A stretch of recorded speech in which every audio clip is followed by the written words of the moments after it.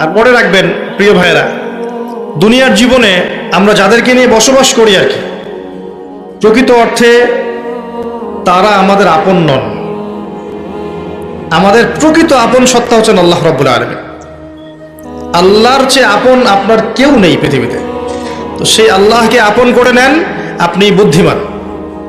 আল্লাহকে বাদ দিয়ে অন্য সব কিছুকে আপন করে নেবেন, আপনার মৌতের পরে আপনাকে এরা ভুলে যাবে। আপনার মৃত্যুর পরে এরা আপনাকে খুব বেশি দিন মনে রাখবে বলে মনে হয় না, রাখলেও বছরে বছরে একদিন। কিন্তু আল্লাহ রাব্বুল আলামিন একটা মুহূর্ত আপনাকে ভুলে থাকবেন না।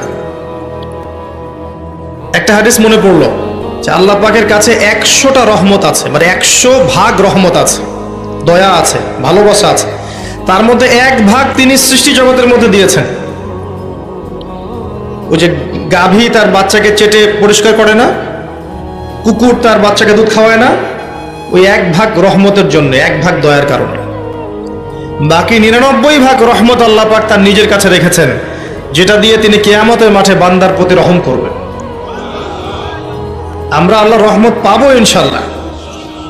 প্রয়োজন হচ্ছে তওবা করে ফিরে আসা। পাপ হবেই ভাই, জীবনে চলতে গেলে পাপ হবেই, উঠতে বসতে চলতে ফিরতে পাপ হতেই থাকবে, কিন্তু তওবাও হতে থাকবে ইনশাল্লাহ। যত পাপ তত তওবা, যত পাপ তত তওবা। আপনি ঠান্ডা মাথায় এভাবে একটা কাগজ নিয়ে বসেন বাসায়, কাগজ নিয়ে বসে আপনি হিসেব করেন যে, মনে করেন, অঙ্ক করেন, মনে করেন আপনার হায়াত 60 বছর, কথার কথা চলে গেছে 30 বছর, বাকি আছে কত বছর? 30 বছর। শেষের 5 বছর মাইনাস করেন। এই 5 বছর আপনি চাইলেও মনের মতো আমল করতে পারবেন না, ঠিক আছে? শরীরে শক্তি থাকবে না, আপনার রোগ ব্যাধি থাকবে, ডায়াবেটিস, ক্যান্সার, হার্ট স্ট্রোক ইত্যাদি। নাউজুবিল্লাহ, আল্লাহ পাক হেফাজত করুন। থাকতে পারে, সম্ভাবনা কি বেশি না?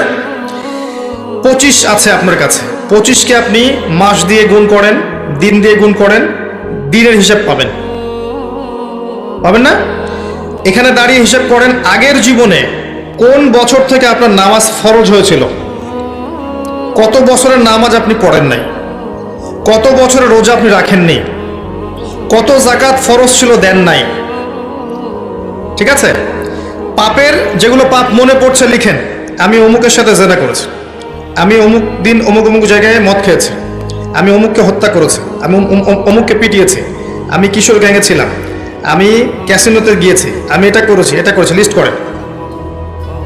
প্রত্যেকটা পাপ দেখবেন, এক একটা পাপের জন্য আপনি আল্লাহর কাছে আলাদা আলাদা করে আল্লাহর কাছে দোয়ায় বলবেন, আল্লাহ আমি ওই পাপ করেছিলাম, আল্লাহ আমাকে মাফ করে দাও, আমি ওই পাপ থেকে তওবা করছি আল্লাহ, আর জীবনে কখনো এই পাপ করবো না ইনশাআল্লাহ। এরকম করে তওবা করেন, তওবাটাকে ফিল করতে পারবেন। খালি মুখে যদি বলেন আস্তাগফিরুল্লাহ ওয়া আতুবু ইলাইহি, ফিল করতে পারবেন না। আপনি লিখেন, বুঝবেন যে আপনি কি কি করেছেন জীবনে। করা যাবে না এটা, যেগুলো মনে পড়ছে করা যাবে কিন্তু। এরপরে ওযু করবেন, করে সুন্দর করে 2 রাকাত সালাত পড়বেন, পরে চোখের পানি ছেড়ে আল্লাহর কাছে কান্নাকাটি করবেন, যে আল্লাহ এই কাজ আমি করেছিলাম, আমি প্রত্যেকটা কাজ আমি আল্লাহ স্বীকার করছি যে আমি এগুলো ভুল করেছি। আল্লাহ তুমি আমাকে যত নেয়ামত দিয়েছো সব নেয়ামত স্বীকার করছি আল্লাহ। আমি যত পাপ করেছি, তোমার অবাধ্য হয়েছে, সব স্বীকার করছি আল্লাহ, তুমি আমার পাপগুলোকে মাফ করে দাও। 1 মুহূর্তের মধ্যে আল্লাহ পাক মাফ করে দেবে ইনশাআল্লাহ তাআলা।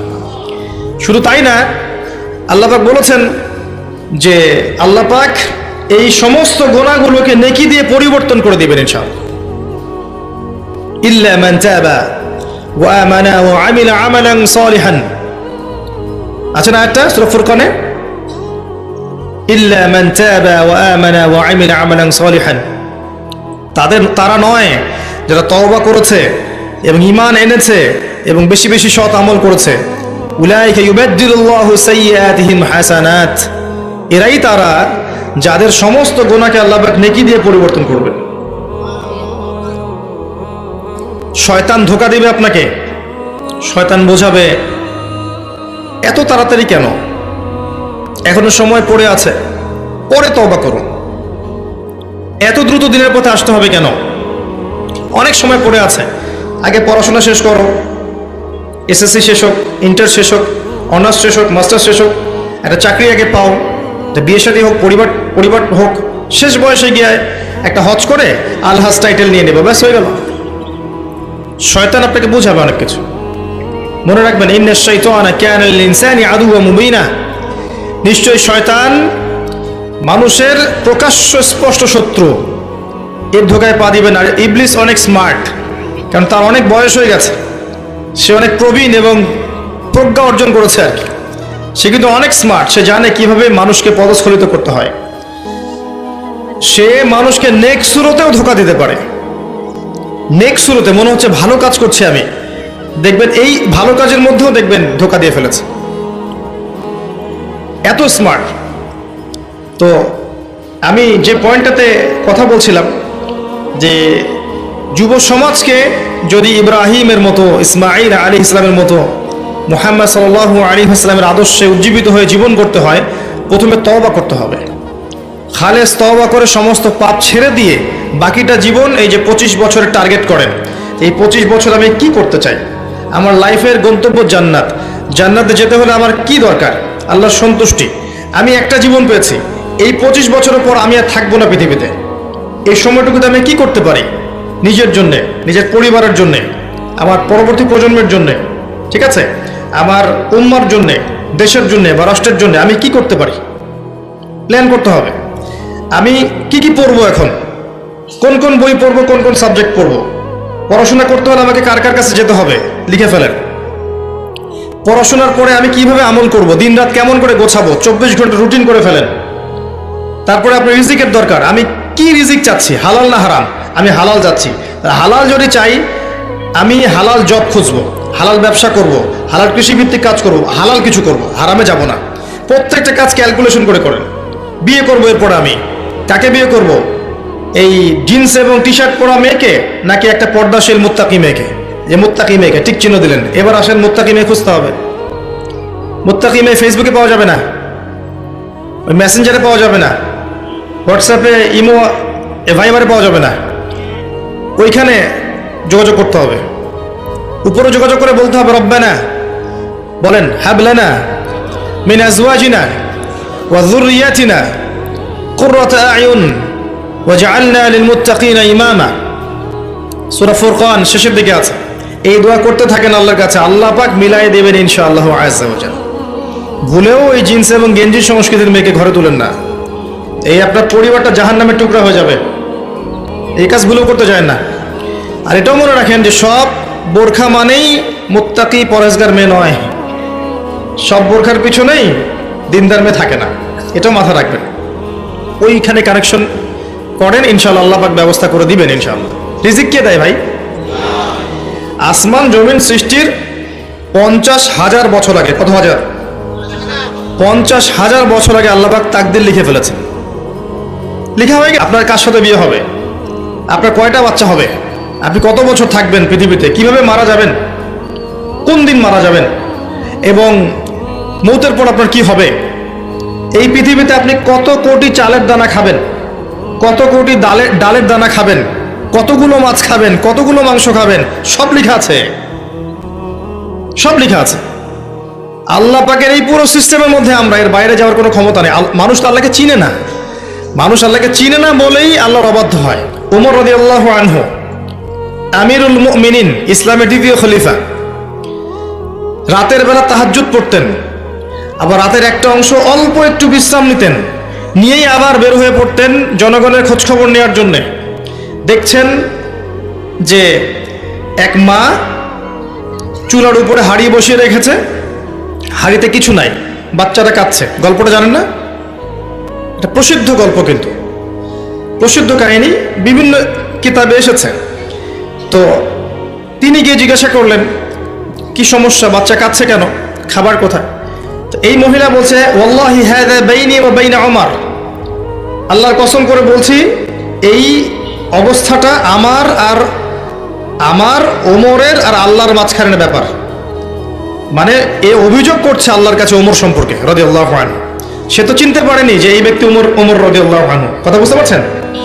আচ্ছা, এবার ওমর রাদিয়াল্লাহু আনহু একটু ভয় পেয়ে গেলেন, মানে বিচলিত হয়ে পড়লেন যে আমার ব্যাপারে আল্লাহর কাছে দাবি রাখলে তো সমস্যা না। তিনি এমন মানুষ ছিলেন যিনি বলেছিলেন যে ইরাকের ফোরাত নদীর কিনারায় যদি কোনো ছাগলের বাচ্চা না খেয়ে মারা যায়, আমি ভয় পাই যে আল্লাহ পাক সেজন্য আমাকে জবাবদিহি করতে পারেন। এমন ছিলেন তিনি, আমিরুল মুমিনিন। খেজুর পাতার মসজিদে বসে অর্ধবিশ্ব শাসন করেছেন, অর্ধবিশ্ব, এবং মাটিতে ঘুমাচ্ছেন। তার ব্যাপারে একটা প্রসিদ্ধ কথা আছে, হাকামতা আদালতা আমিনতা ফানিমতা। হে ওমর, তুমি বিচার কার্য পরিচালনা করেছো, ন্যায় বিচার করেছো, নিরাপত্তা দিয়েছো, এরপর ঘুমিয়েছো। তারপর তিনি কি করলেন? বললেন, ইয়া আমাতাল্লাহ, হে আল্লাহর বান্দি, একটু অপেক্ষা করো, আমি আসছি। তিনি চলে গেলেন মদিনায়, গিয়ে ওই যে রিলিফ দেয় না, রিলিফ ত্রাণ রাষ্ট্রীয় কোষাগার থেকে, সেখান থেকে একটা বড় বস্তা খাদ্য, জব বা গম এই টাইপের নিজের কাঁধে ওঠালেন। নিজের কাঁধে, অ্যাসিস্ট্যান্টের কাঁধে নয়, নিজের কাঁধে, গাড়িতে করেও নয়, পায়ে হেঁটে কাঁধের মধ্যে এই বস্তাটা নিয়ে তিনি হেঁটে হেঁটে যাচ্ছেন ওই মহিলার বাসা পর্যন্ত। তার পাশে একজন সাহাবী ছিলেন, তার নাম ছিল আসলাম রাদিয়াল্লাহু আনহু। ইনি বলছেন যে, ইয়া আমিরুল মুমিনিন আনা আহমিলু, হে আমিরুল মুমিনিন, আমাকে দেন, আমি বহন করছি। তখন ওমর রাদিয়াল্লাহু আনহু বলছেন, হাল আনতা তাহমিলু উযরি ইয়াউমাল কিয়ামাহ, তুমি কি কিয়ামতের দিন আমার পাপ বহন করবে? তুমি কি কিয়ামতের দিন আমার পাপ বহন করবে, আমার বোঝা বহন করবে? আজকে এটা চাচ্ছ তুমি আমার কাছে? নিজে কাঁধে করে নিয়ে গিয়ে ওই মহিলাকে দিলেন, নিজের হাতে রান্না করে বাচ্চাগুলোকে খাওয়ালেন। এরপরে গিয়ে আল্লাহর কাছে কেঁদে কেটে দোয়া করলেন, আল্লাহ, তুমি আমাকে যে দায়িত্ব দিয়েছ, আমি হয়তো এই দায়িত্ব পালন করতে পারছি না, তুমি আমাকে ক্ষমা করে দাও। আমি কিভাবে আপনাকে বুঝাবো যে এগুলো হচ্ছে ইসলাম? ইসলামের এই সৌন্দর্যগুলো দেখে হাজার হাজার অমুসলিম ইসলাম কবুল করেছে। ইসলাম তরোয়ারির জোরে ছড়ানো হয়নি, মানুষকে জোর করে, বোমাবাজি করে, সন্ত্রাসবাদ ছড়িয়ে এভাবে ইসলামের প্রচার হয়নি, কখনো হবেও না ইনশাল্লাহ। ইসলাম এভাবে সৌন্দর্য দিয়ে প্রতিষ্ঠিত হয়েছে, ন্যায় বিচার দিয়ে, আদালত আমানত দিয়ে, মুসলিমদের তাকওয়া পরেজগারিতার চরিত্র দিয়ে। মানে এই যুব সমাজের চারিত্রিক এই অধঃপতনের দিকে তাকান, এরা কি আসলে সেই উম্মার সদস্য? আদৌ কি আমরা ওমর রাদিয়াল্লাহু আনহুর উত্তরসূরি, আবু বকর ওসমান আলীর উত্তরসূরি, খালিদ বিন ওয়ালিদ, তারেক বিন জিয়াদ, যায়েদ ইবনে হারেসা, জাফর ইবনে আবি তালেব, আব্দুল্লাহ বিন রওয়াহা, তাদের অনুসারী, বদর এবং উহুদের সাহাবীদের মতো আমরা? আমাদের উচিত নিজের চেহারা আগে আয়নায় দেখা, কারণ প্রত্যেকটা নফসকে মৌতের স্বাদ গ্রহণ করতে হবে। ফাইন্নামা তুওয়াফাউনা উজুরাকুম ইয়াওমাল কিয়ামা, এরপর কিয়ামতের মাঠে তোমাদেরকে পূর্ণ প্রতিদান দেয়া হবে। ফামান যুহজিহা আনিন নার ওয়া উদখিলাল জান্নাতা ফাকাদ ফাজ, ওই দিন যাকে জাহান্নাম থেকে বাঁচানো হবে এবং জান্নাতে প্রবেশ করানো হবে, একমাত্র সে ব্যক্তি সফল, আর কেউ সফল নয়। তাই আমি যুব সমাজকে আমার হৃদয়ের অন্তঃস্থল থেকে অনুরোধ করব, এই যে সময় নষ্ট করা, অহেতুক পড়াশোনায় ফাঁকি দেওয়া, আপনার ইসলামের বেসিক জিনিসগুলো না শেখা, কোরআন হাদিস না পড়া, রোজা না রাখা, নামাজ না পড়া, কোরআন তেলাওয়াত না করা, আল্লাহর জিকির আজগার না করা, সারাটা দিন এই যে ফেসবুকিং, ইউটিউবিং, আপনার পাবজি, আপনার টিকটক, এই যে আপনার আর কি আছে, এই যে পর্নোগ্রাফি, আপনার অশ্লীল সাইটগুলোকে ভিজিট করা, মেয়েদের সাথে চ্যাটিং করা, গার্লফ্রেন্ডের সাথে ডেটিংয়ে যাওয়া, জিনা করা, মাদকদ্রব্য সেবন করা, এই যে পশ্চিমাদের নোংরা সংস্কৃতিতে অভ্যস্ত হয়ে গেছেন, আল্লাহর ওয়াস্তে এখান থেকে তওবা করে ফিরে আসেন। আপনার জন্য দুইটা সুসংবাদ। একটা হচ্ছে, নবী সাল্লাল্লাহু আলাইহি ওয়াসাল্লাম বলেছেন, কিয়ামতের মাঠে আল্লাহ পাক 7 শ্রেণীর মানুষকে আল্লাহর আরশের ছায়ায় ছায়া দিবেন, যেদিন ওই ছায়া ছাড়া অন্য কোনো ছায়া থাকবে না। তার মধ্যে এক শ্রেণী হচ্ছে যে যুবক সমাজ বা যুবক শ্রেণী, যুবতীও পর্বের মধ্যে, যারা তাদের যৌবনকালটাকে আল্লাহর রাস্তায় বিলিয়ে দিয়েছে। মনে রাখবেন, বার্ধক্যে গেলে মৌতের ফিকির সবার হয়, বার্ধক্যে গেলে সবারই মৌতের ফিকির হয়, কিন্তু ওই বার্ধক্যে গেলে এখনকার গোল্ডেন টাইমটা কখনো ফিরে আসবে না। কোশ্চিনকালেও আপনি এই সময়টা ফিরে পাবেন না। আরেকটা হচ্ছে যে আল্লাহ পাক সেই যুবককে দেখে বিস্মিত বোধ করেন, যেই যুবক তার প্রবৃত্তির চাহিদাকে দমন করেছে এবং যৌবনকালটাকে আল্লাহর পথে দিয়ে দিয়েছে।